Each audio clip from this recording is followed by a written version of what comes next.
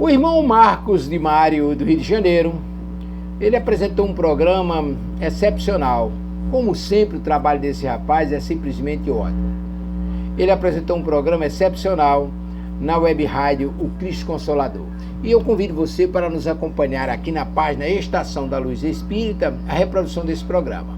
Lembrando que a nossa página não tem fins lucrativos, o objetivo é divulgarmos a doutrina, por isso nós reunimos aqui o melhor acervo possível de matérias espíritas, obras da codificação, palestras, textos, entrevistas e os programas da Web Rádio Cristo Consolador de São Paulo e da Web Rádio Estação da Luz Natal.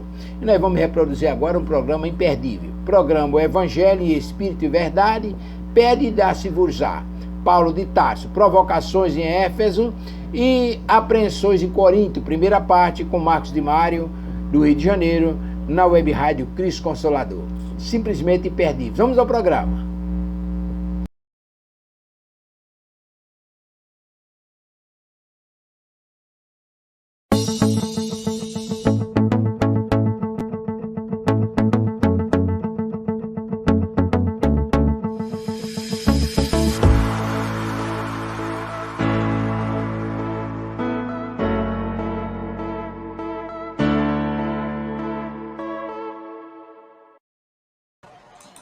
Olá, paz em seu coração. Como é bom estar com você em mais um O Evangelho em Espírito e Verdade. No nosso programa vamos conversar sobre os ensinos de Jesus, o trabalho dos seus apóstolos, a história do Evangelho, tudo isso através dos princípios que formam o Espiritismo e também através das revelações mediúnicas. E no programa de hoje, nós vamos justamente destacar a história do Evangelho. Vamos continuar o nosso estudo sobre o Sermão da Montanha, uma famosa passagem, aquela de que você pode pedir, que será dado a você por Deus. Vamos continuar a nossa caminhada na vida e obra de Paulo de Tarso, na sua terceira viagem de divulgação do Evangelho, onde ele se encontra em Éfeso, mas precisa sair dessa cidade para se deslocar, então, para Corinto. Mas nós vamos estudar tudo isso daqui a pouco. E vamos finalizar o nosso programa respondendo a sua pergunta. Lembrando que estamos ao vivo em transmissão da Web Rádio Cristo Consolador através do YouTube. Portanto, você pode enviar aí a sua mensagem. Você pode dar o seu alô, pode fazer sua pergunta, enviar um abraço. Enfim, nós ficaremos muito felizes com a sua participação. E iniciando, então, hoje o programa, nós vamos, então, conhecer a história do Evangelho. Como que os ensinos de Jesus deram origem ao Novo Testamento, ou Evangelho.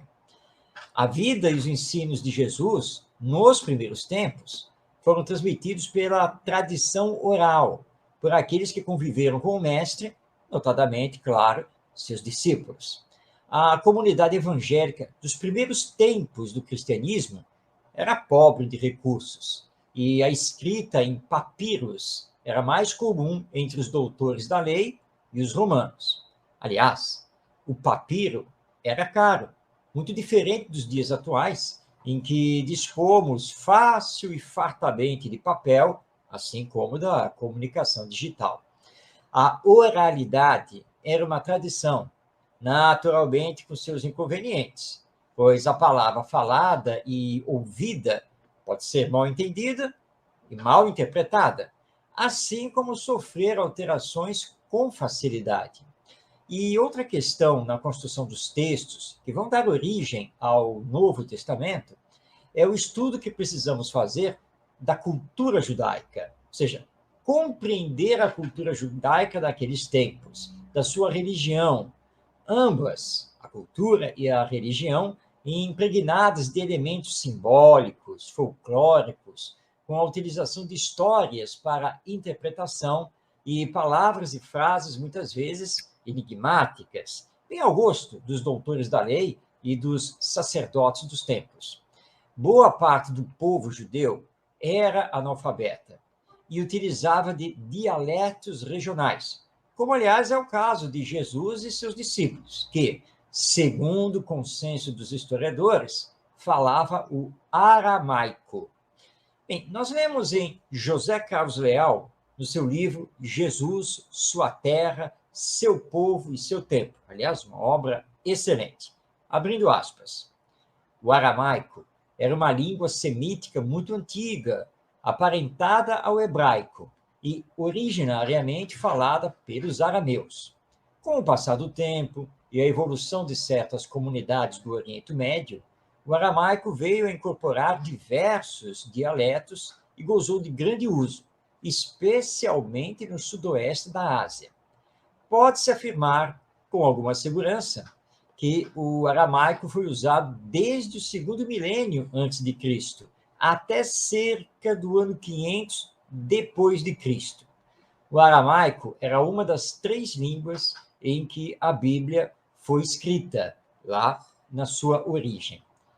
A tradição oral subsistia ao lado dos textos escritos e era mais rica, mais completa, principalmente entre a população comum.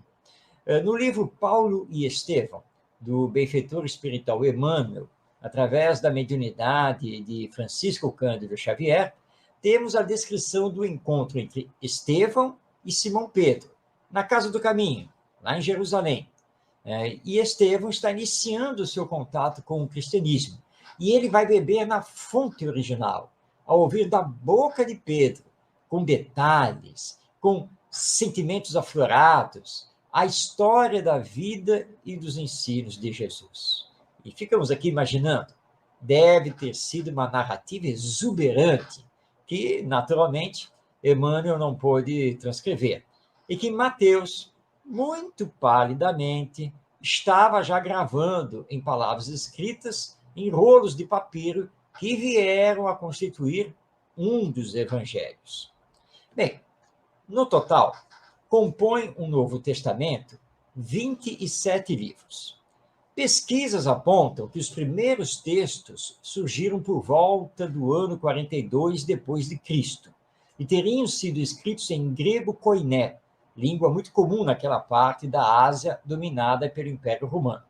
Mas aqui temos uma informação espiritual de relevância que se encontra no livro Paulo e Estevão, que acabamos de citar, de que os apontamentos de Mateus ou Levi já estavam disponíveis no ano 35, servindo aos discípulos que se encontravam em Jerusalém.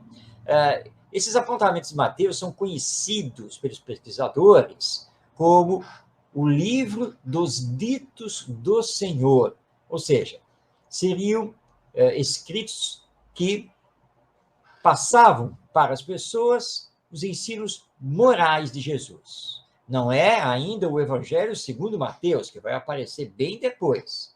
Mas no ano 35, segundo Emmanuel e pesquisadores, nós temos esses ditos do Senhor. Então, um escrito de Mateus, colocando para o papel, o papiro, no caso, os ensinos morais de Jesus. O Novo Testamento é formado, então, pelo conjunto dos 4 evangelhos canônicos: Mateus, Marcos, Lucas e João. O livro Atos dos Apóstolos, que foi escrito por Lucas, as 14 cartas de Paulo de Tarso, as cartas universais de Pedro, são 2, temos as cartas de Judas, Tiago, as cartas de João, um total de 3, e o Apocalipse, que significa revelação, que também foi escrito por João. Nós temos aqui o estudioso Dirceu Machado, com uma obra muito importante para todos nós, que é o livro Respingos Históricos das Escrituras Sagradas. E ele, falando então dos fundamentos do Evangelho, nos informa que, vamos abrir aspas, nem todos esses livros foram aceitos imediatamente pela igreja primitiva. Algumas das cartas de Paulo foram contestadas na antiguidade, bem como o Apocalipse de João e algumas das chamadas epístolas católicas ou universais menores. Entretanto, gradualmente, eles se juntaram à coleção já existente que era aceita pelos cristãos, formando o cânone do Novo Testamento. Essa coleção de 27 livros influenciou não apenas a religião, a política e a filosofia, mas também deixou sua marca permanente na literatura, na arte e na música. Então, fechando aspas, nas palavras de Dirceu Machado. Bem, devemos lembrar que na formação do Novo Testamento, que os discípulos e os que vieram depois deles não tinham, nem nunca tiveram, preocupação com a cronologia da história de Jesus e nem queriam registrar tudo sobre sua vida e obra. A eles interessava mais o legado da fé, dos ensinos e dos exemplos de ordem moral. Nós encontramos essa explicação no livro Parábolas de Jesus, Texto e Contexto, autoria de Haroldo Dutra Dias, e ele nos informa, abrindo aspas, os historiadores do cristianismo chamam a atenção para o fato de que os evangelhos não são essencialmente obras de história, no sentido atual da palavra. Os evangelistas não pretendiam produzir uma biografia completa, ou mesmo um sumário da vida de Jesus. Ao contrário, escreveram com a finalidade de transmitir o ensino do Mestre, os fatos principais da sua vida, de modo a legar à posteridade o testemunho da fé. Nesse sentido, é justo considerar que os evangelistas organizaram o material da tradição oral e escrita, de acordo com um propósito redacional. Compilaram e organizaram as narrativas sem se preocuparem, de modo sistemático, com a ordem histórica dos acontecimentos. Fechando aspas, são as palavras, então, de Haroldo Dutra Dias. Bem, os livros que hoje compõem o Novo Testamento, então, são aqueles aceitos pela Igreja Católica, mas há outra gama de textos não aceitos, chamados de evangelhos apócrifos, que achados históricos têm trazido ao conhecimento e discussão, e quem sabe nós ainda vamos conversar sobre eles. Bom, é de comum acordo entre os historiadores que o primeiro livro do Evangelho a aparecer foi o escrito por Mateus, e o último foi o redigido por João. Agora, quando falamos em livro, devemos ter em mente que não se trata do que hoje conhecemos como livro, pois naquela época todos os escritos eram manuscritos, ou seja, eram escritos à mão. Lembrando que a imprensa só foi implementada no século XV, e lá na Europa. E os evangelistas utilizaram dois materiais principais para os escritos, o papiro e o pergaminho. O papiro, muito utilizado no Antigo Egito, é uma planta aquática.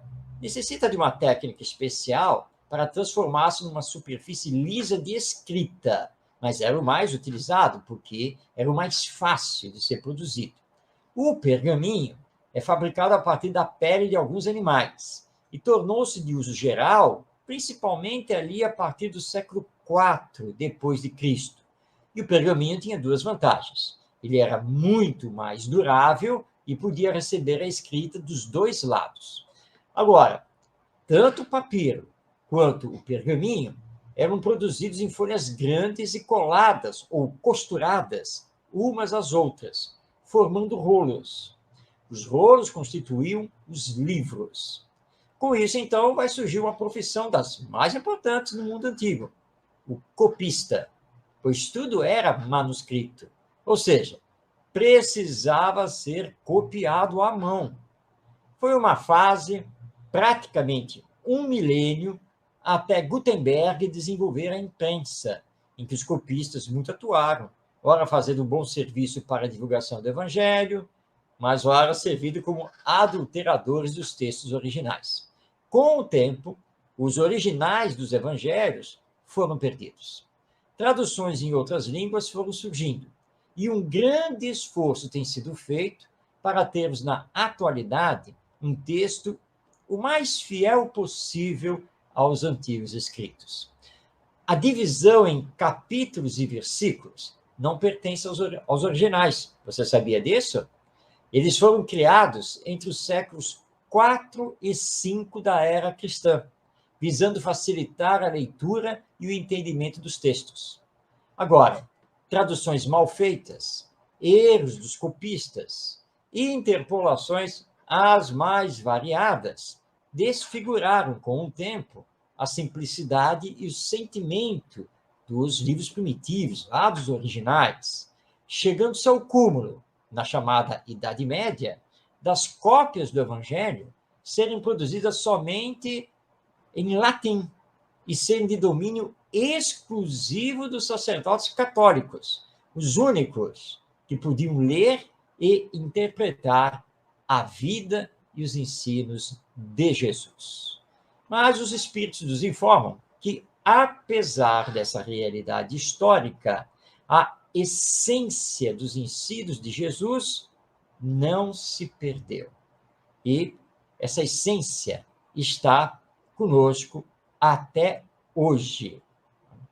E recomendamos aqui que você leia mais uma obra espírita também importante, além das que nós já citamos, que é o livro Cristianismo, a Mensagem Esquecida, de Hermínio Correia de Miranda. E assim, então, ficamos conhecendo essa história do Evangelho. E para encerrar, mais uma dica de leitura para você, que é o livro Cristianismo e Espiritismo, do nosso Leon Denis.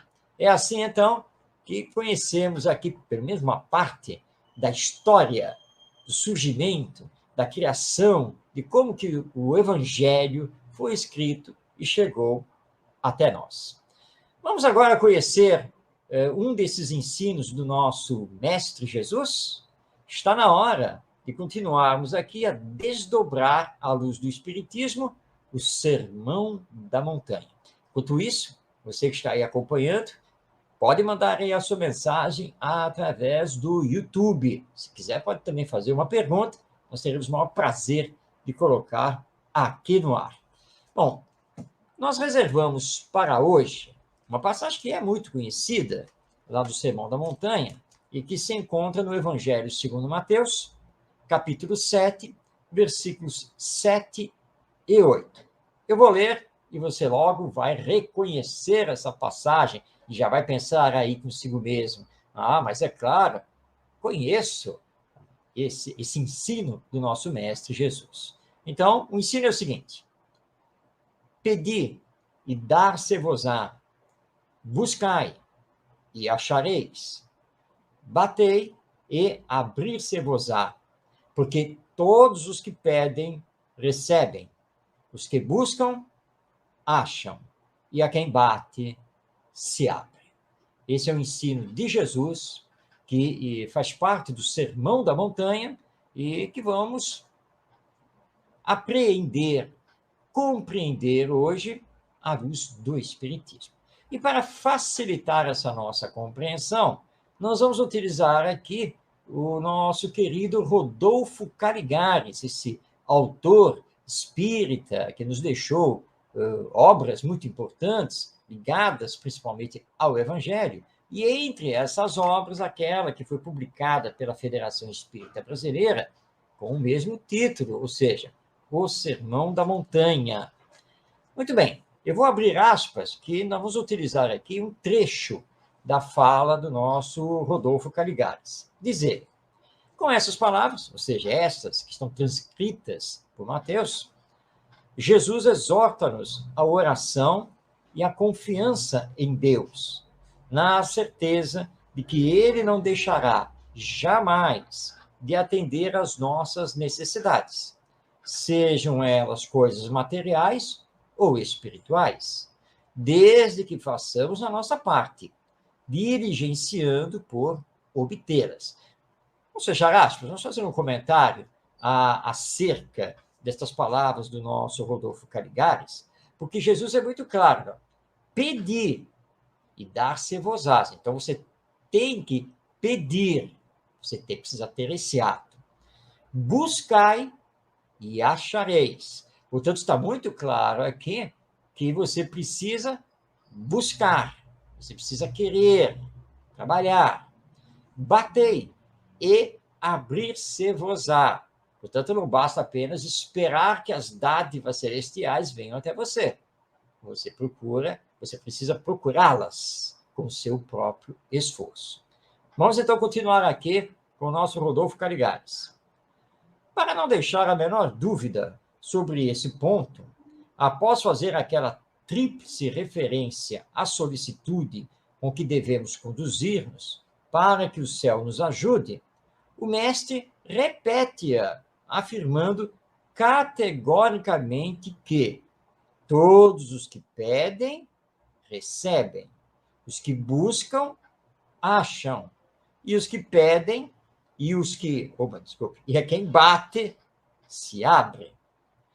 Muitos homens supõem que, sendo Deus onisciente, sabe perfeitamente o do que carecemos e tudo fará por nós sem que precisemos pedir-lhe nada, sem dar-nos a qualquer incômodo.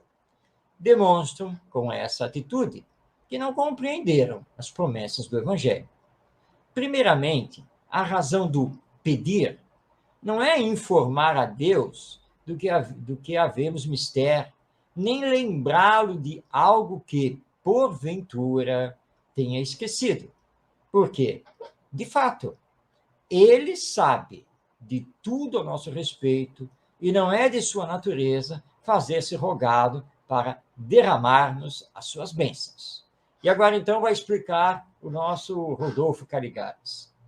Com o pedir, confessamos nossa indigência, nossa fraqueza e, com esse ato de humildade e de fé, criamos aquelas condições de receptividade indispensáveis para que a graça divina possa atuar sobre nós, fortalecendo-nos o ânimo, de modo a levarmos a bom termo os nossos empreendimentos, inspirando-nos soluções adequadas aos problemas que nos afligem, assim como infundindo-nos paciência e resignação quando se trata de vencermos uma prova difícil. Portanto, está aqui o nosso Rodolfo Caligares, lembrando que as palavras de Jesus nos remetem ao campo da humildade. Porque é claro que Deus sabe de nós, sabe das nossas necessidades, sabe do que podemos também receber através da sua bondade, da sua misericórdia e da sua justiça. Mas Deus espera que humildemente o procuremos. Também façamos as nossas solicitações e trabalhemos para merecer a sua solicitude, que nunca irá nos faltar. Nós temos na literatura espírita um outro estudo acerca desta passagem. Agora, esse estudo foi realizado por Richard Simonetti, no seu livro A Voz do Monte. E ele vai nos trazer aqui as 3 lições do nosso Mestre Jesus. Vamos, então, ver uma por uma, rapidamente. Ele destaca o pedir e dar-se-vos-ás. E comenta: alguém poderia contestar, asseverando que tem feito solicitações a Deus sem receber atendimento. Quando tal acontece, é que, geralmente, pedimos o que desejamos e Deus nos envia apenas o que nos é necessário. Procedimento perfeitamente lógico. Nenhum pai consciente e justo satisfará as exigências da criança birrenta ou as aspirações inconsequentes do adolescente inquieto. Pelo contrário, dar-lhe-á o que sabe ser bom para ele, embora nem sempre o filho pense assim. E não é mesmo? Pedir nós pedimos, mas nem sempre o que pedimos, nem sempre o que desejamos é o que podemos receber. Porque Deus sabe de nós, mas com certeza Ele sempre nos dará do que necessitamos. Na sequência, o Richard Simonetti comenta o buscai e achareis, e diz: católicos, protestantes, budistas, maometanos, espíritas, todos procuramos o mesmo nas casas de oração: Deus, no propósito de dar um sentido à existência. E todos recebemos benefícios: conforto, esperança, orientação, cura. Raros, entretanto, atingem o essencial, porque o Senhor nos espera, não nos templos de pedra, mas na intimidade de nosso coração. Indispensável para tanto, acima da mera presença nas igrejas, uma atitude interior de edificação, inspirada em perseverante propósito de autorrenovação. Isso aqui o nosso Richard Simonetti nos lembrando que não basta frequentar o centro espírita ou igreja de qualquer outra denominação religiosa. Não basta cumprir religiosamente com suas obrigações. É preciso ter pureza de coração, de intenções. E aí sim, você busca e vai achar. Comenta então agora o nosso Richard Simonetti, o batei e abrir-se-vos-á. Ele diz: quando procuramos Deus, há uma aspiração maior em nosso coração: sermos felizes. Nossa existência é um eterno bater em portas, à procura da felicidade. As portas se abrem, mas nunca a encontramos. Porque seremos felizes quando formos bons. No entanto, insistimos em procurar a felicidade no lugar errado, em base de satisfação para mesquinhos interesses pessoais. E nos confundimos de tal forma que julgamos encontrá-la nos gabinetes psiquiátricos, nos vícios e ilusões do mundo, ensaiando fórmulas que apenas disfarçam nossa infelicidade. Muito bem, está aí então as colocações do nosso Richard Simonetti, e ele tem toda a razão, que procuramos a felicidade insistentemente, isso é verdade, mas normalmente procuramos no lugar errado, porque procuramos a felicidade na satisfação dos nossos desejos no mundo material, quando a felicidade é um estado de alma, é um estado de consciência na prática do amor ao próximo.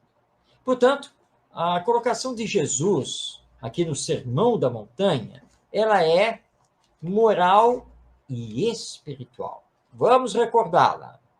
Vamos lá, passando novamente a palavra a Jesus, conforme a transcrição feita por Mateus em seu Evangelho. Pedi, e dar-se-vos-á. Buscai, e achareis. Batei, e abrir-se-vos-á. Porque todos os que pedem, recebem. Os que buscam, acham. E a quem bate, se abre. E recebemos, achamos e abrimos as portas, tanto do ponto de vista material, quanto do ponto de vista espiritual. Tanto do ponto de vista das consequências funestas pelo mal praticado, quanto as consequências felizes do bem praticado. Portanto, o que estamos pedindo? O que estamos buscando? Onde estamos batendo?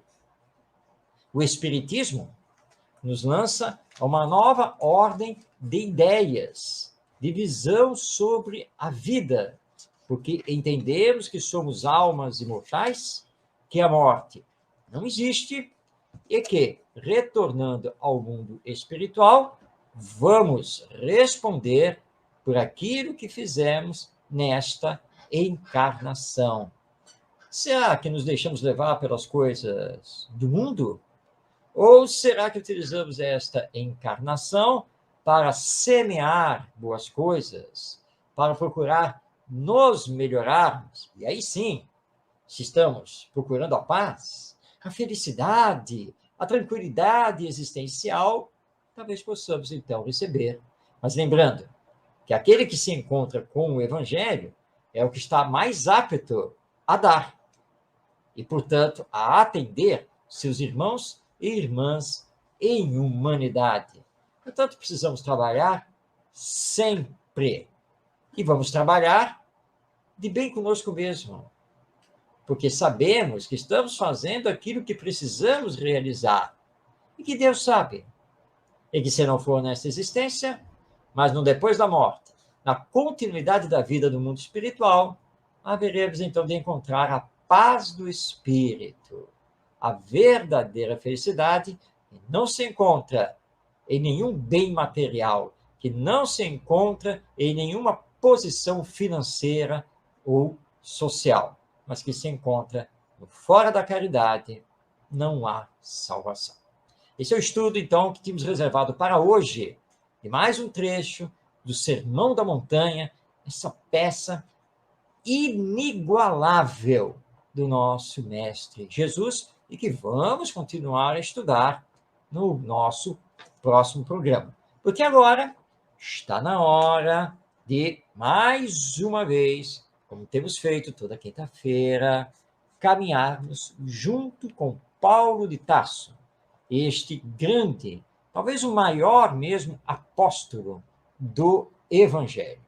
E para isso, nós estamos aqui acompanhando a narrativa feita por Rui Kremer, estou colocando aqui o livro na tela, no livro Paulo, um Homem em Cristo, que é uma publicação da Federação Espírita Brasileira. Eu já expliquei aqui no programa, mas é sempre bom recordarmos para quem está assistindo pela primeira vez que este livro ele teve origem num programa radiofônico que foi desenvolvido pelo Rui Kremer e apresentado durante um longo período na Rádio Rio de Janeiro, a emissora da Fraternidade. Emissora, aliás, que existe até hoje e que transmite, divulga o Espiritismo 24 horas no ar, tanto em AM quanto através da internet. Então, basta você fazer a busca aí, Rádio Rio de Janeiro, a emissora da Fraternidade. Muito bem. Depois, por insistência de amigos, Rui Kremer pegou os textos do programa radiofônico, fez, claro, adaptações, adequações, para que aqueles textos feitos para o rádio pudessem, então, ser publicados no formato livro. E aí temos aqui esta obra maravilhosa, Paulo, um Homem em Cristo. E nós estamos, então, acompanhando a narrativa de Rui Kremer, que é uma narrativa saborosa, magnífica. Parece que nós estamos viajando com Paulo de Tarso. E estamos já acompanhando Paulo de Tarso em sua terceira viagem de divulgação do Evangelho. E vimos que Paulo de Tarso estava na cidade de Éfeso, na Ásia, junto de João e também Maria. Lembrando que João e Maria de Nazaré viveram até o final de suas vidas em Éfeso. Mas alguns acontecimentos vão fazer com que Paulo de Tarso tenha que redirecionar a sua caminhada, ele que já estava aqui há um bom tempo estacionado em Éfeso. Vamos entender, então, o que aconteceu.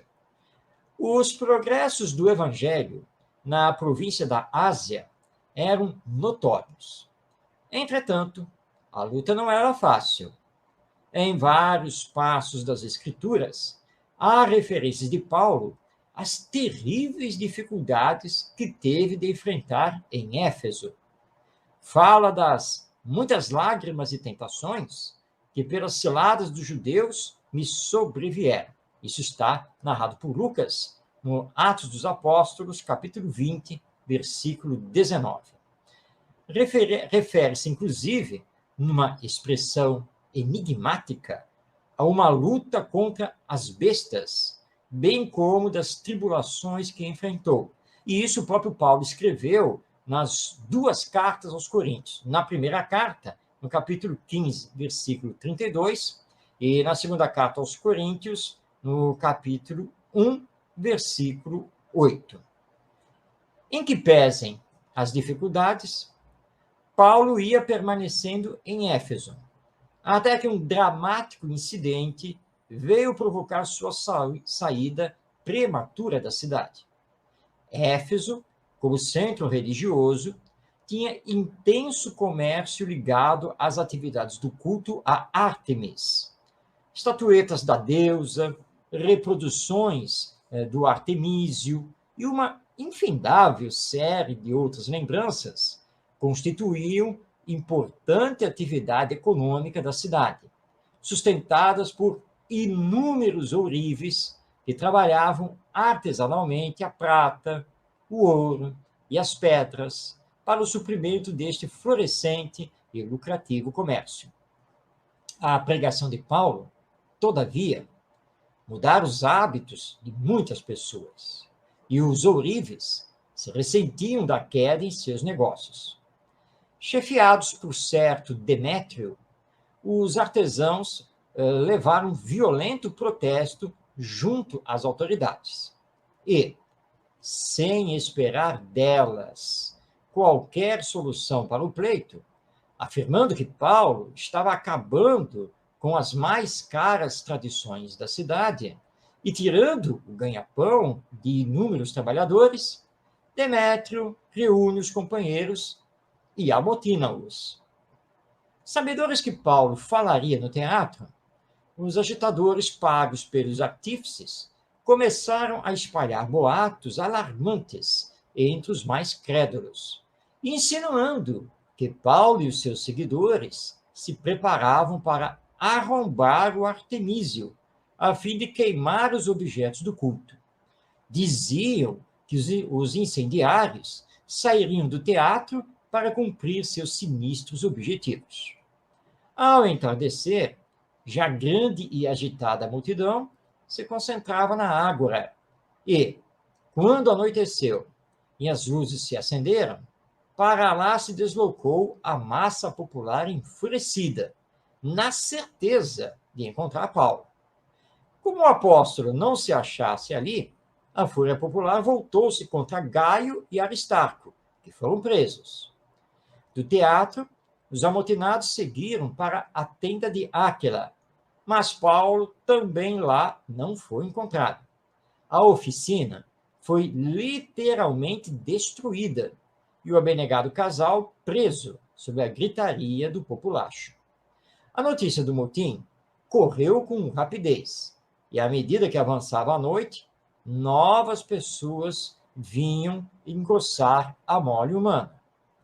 Recolhido à residência de um amigo da causa cristã, ao que parece, por interferência de Áquila, Paulo teve impulso de ir ao encontro dos agitadores, o que foi impedido, prudentemente, pelos companheiros. Ao longe ouviam-se os gritos: "Grande é a Ártemis de Éfeso!" Um certo judeu, de nome Alexandre, pressionado por alguns populares, tentou, inutilmente, apaziguar os ânimos, que só arrefeceram depois de muito tempo, graças à interferência do escrivão da cidade. A multidão dispersou-se e, desta noite, Paulo irá guardar, por muito tempo, amargas recordações. Estes acontecimentos, que certamente constituíram o epílogo de outros contratempos graves, abalaram muito a saúde física e o ânimo de Paulo. Entre mentes, tinham surgido sérios problemas na comunidade de Corinto, que exigiram grandes esforços do apóstolo e lhe provocaram dolorosas preocupações. A primeira carta aos Coríntios refere-se justamente a estas questões. No dia seguinte ao tumulto, Paulo, em companhia de João, visitou a oficina de Áquila, e o valoroso pregador, tão desassombrado e resistente, não pôde conter as abundantes lágrimas. Os golpes vinham de todos os lados. Paulo julgava de seu dever deixar a Jônia, a fim de preservar seus amigos da cólera de seus inimigos. Debalde tentou João demover o ex-rabino. No comovente e longo diálogo entre ambos, que Emmanuel nos confia no livro Paulo e Estevão, na psicografia de Francisco Cândido Xavier, há uma fala de Paulo que transcrevemos, por ser extraordinária síntese do quanto foi dito até agora. João argumentava com Paulo, insistindo para que este permanecesse em Éfeso. E Paulo, então, responde: talvez estejas enganado. Nasci para uma luta sem tréguas, que deverá prevalecer até o fim dos meus dias. Antes de encontrar as luzes do Evangelho, errei criminosamente, embora com um sincero desejo de servir a Deus. Fracassei, muito cedo, na esperança de um lar. Tornei-me odiado de todos, até que o Senhor se compadecesse de minha situação miserável, chamando-me às portas de Damasco. Então, estabeleceu-se um abismo entre minha alma e o passado. Abandonado pelos amigos de infância, tive que procurar o deserto e recomeçar a vida. Da tribuna do Sinédrio, regressei ao tear pesado e rústico. Quando voltei a Jerusalém, o judaísmo considerou-me doente e mentiroso. Em Tarso, experimentei o abandono dos parentes mais caros. Em seguida, recomecei em Antioquia a tarefa que me conduzia ao serviço de Deus. Desde então, trabalhei sem descanso, porque muitos séculos de serviço não dariam para pagar quanto devo ao cristianismo. E saí às pregações. Peregrinei por diversas cidades, visitei centenas de aldeias, mas de nenhum lugar me retirei sem luta áspera. Sempre saí pela porta do cárcere, pelo apedrejamento, pelo golpe dos açoites. Nas viagens por mar, já experimentei o naufrágio mais de uma vez. Nem mesmo no bojo estreito de uma embarcação tenho podido evitar a luta. Mas Jesus tem me ensinado a sabedoria da paz interior, em perfeita comunhão de seu amor. Após descrever o motim provocado por Demétrio, os Atos dos Apóstolos dizem, no primeiro versículo do capítulo 20, e, depois que cessou o alvoroço, Paulo chamou a si os discípulos e, abraçando-os, saiu para a Macedônia. Segundo Emmanuel, lá no livro Paulo e Estevão, Paulo ainda demorou-se algum tempo em Éfeso, esforçando por movimentar todos os recursos disponíveis em benefício dos companheiros presos, e só partiu quando os viu libertados. Quando de sua partida, o apóstolo era presa de uma profunda tristeza e suas energias estavam como que desmanteladas. Foi um momento muito difícil. A viagem que vai empreender não se parecerá com as precedentes. Paulo não tinha rumo definido, deixando-se levar pelos acontecimentos e pelos sentimentos. Mais do que nunca, precisava que o Espírito dirigisse seus passos e desse forças à sua alma para o testemunho que se avizinhava. Paulo acreditava haver terminado sua missão na Ásia, embora sentisse angústia ao lembrar-se da comunidade efésia, que organizara com tanto esforço. Que seria dela no futuro? Desejava ir para o Ocidente. Insinuava-se nele a ideia fixa de ir a Roma, capital do Império, e ainda a mais distantes terras ocidentais, a Espanha, se Deus o permitisse. Com alguns companheiros, um deles, certamente Timóteo, Paulo rumou para Troas. Nos termos da carta que enviara por Tito aos Coríntios, Paulo deveria embarcar, em primeiro lugar, para Corinto. Mas eram dolorosas suas incertezas. Os cuidados que tinha pela Acaia tornavam-no hesitante. No último instante, decidiu mudar de itinerário. Não lhe parecia próprio ir a Corinto na disposição em que se encontrava. Não sabia o efeito que sua carta produzira, e isto o deixara inquieto. Decidiu para lá seguir só depois de receber notícias por Tito.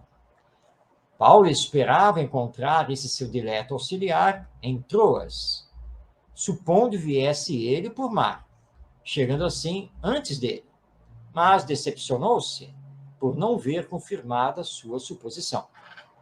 Paulo já havia passado por Troas há cerca de 5 anos, ocasião em que o espírito de um macedônio o chamara à Europa. Troas era uma cidade latina, do tipo de Antioquia da Psídia ou de Filipos. Parece que um certo Carpo o recebeu e hospedou, e, enquanto aguardava Tito, tinha a oportunidade de lançar as bases de uma eclesia, ou igreja. E parece ter tido grande sucesso, pois já um bom grupo de irmãos levou-o à praia no momento de partir para a Macedônia. Bem, ficamos por aqui.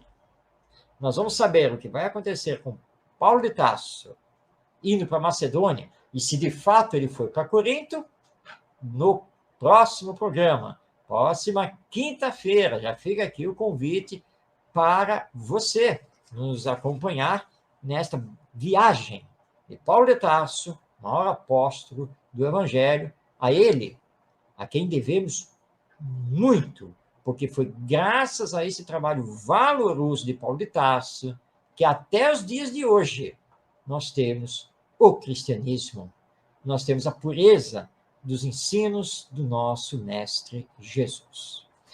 Bem, chegamos à última parte do nosso programa, o Evangelho em Espírito e Verdade. E nesta última parte, nós cedemos a palavra a você que nos acompanha.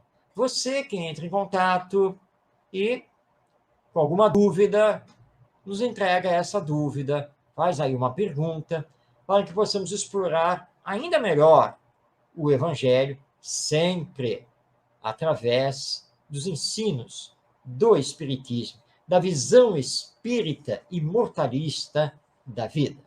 Bem, e nós recebemos aqui uma pergunta formulada pelo José Augusto, que é da cidade de São Paulo. O José Augusto perguntou: por que os discípulos de Jesus tiveram dificuldade em aceitar que não-judeus podiam se converter diretamente ao cristianismo? Bem, José Augusto, sua pergunta nos leva a fazer elucidações importantes sobre a história dos primeiros tempos do cristianismo.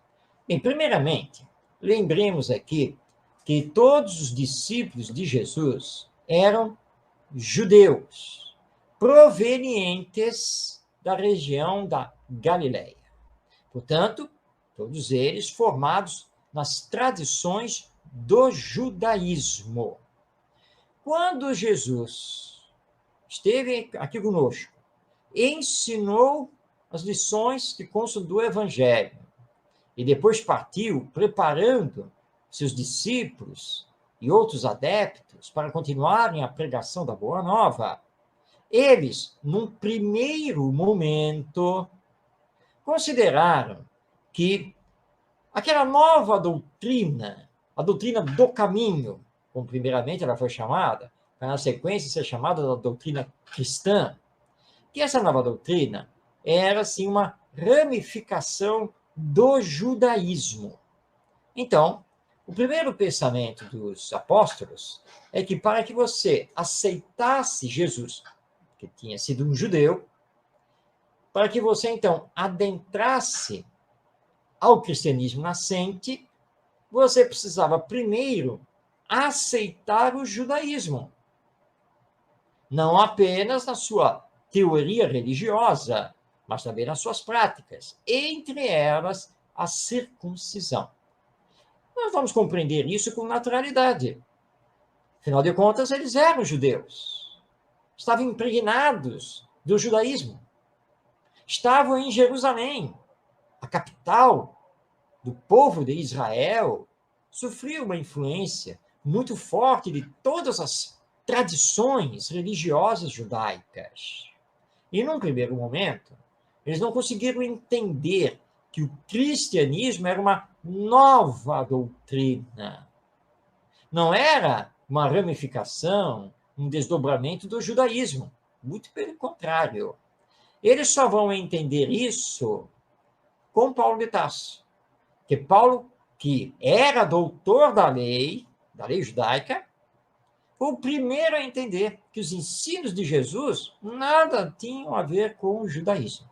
E que, portanto, os não-judeus, ou seja, as outras gentes, daí porque o termo gentios, de qualquer nacionalidade, de qualquer visão religiosa, poderiam sim ir para o cristianismo, serem adeptos dos ensinos de Jesus, sem terem que passar pelo judaísmo. Por isso, Paulo vai lutar muito para acabar com aquela questão de que, para ser cristão, no mínimo você precisava ser circuncisado, como se fazia entre os judeus. Paulo de Tarso vai vencer essa queda de braço com Pedro, João, Tiago e os demais. Então, paulatinamente, eles foram entendendo que os não-judeus, as outras gentes, não precisavam passar pelo judaísmo, podiam ser adeptos do cristianismo de forma direta.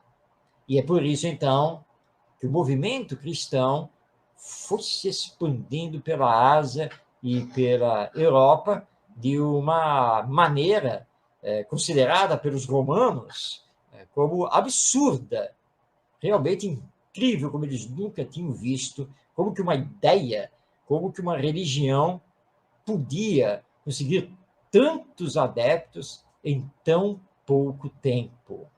Então, meu caro José Augusto, essa é a explicação do porquê, no início, os discípulos de Jesus não aceitavam as outras gentes dentro do cristianismo, porque consideravam, principalmente Tiago considerava muito isso, que era preciso aceitar o judaísmo primeiro, para que depois se pudesse aceitar Jesus.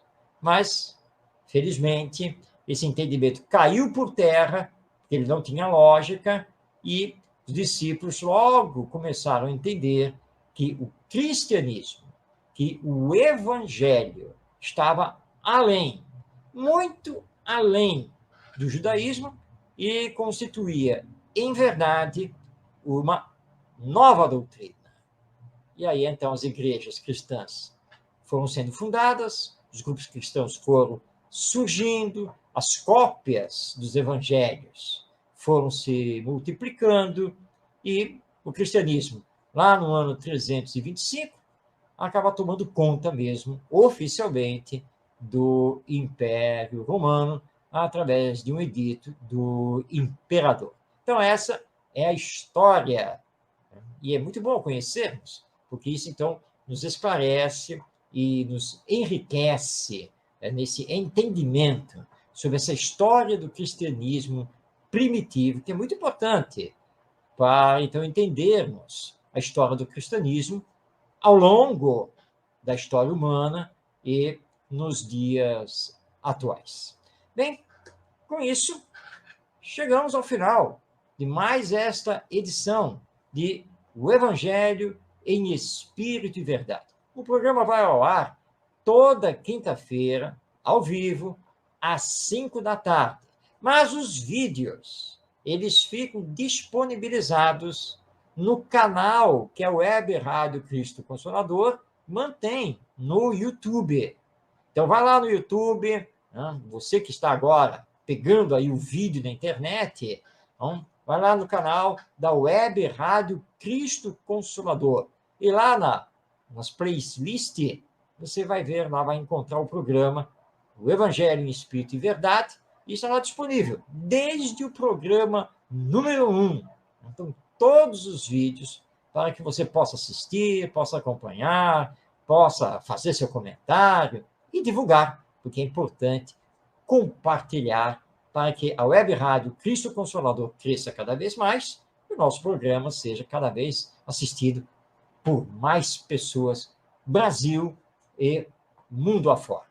Muito obrigado pela sua companhia. Foi muito bom ter estado com você, rogando que Jesus lhe abençoe, abençoe a todos nós e que possamos estar juntos na nossa próxima edição.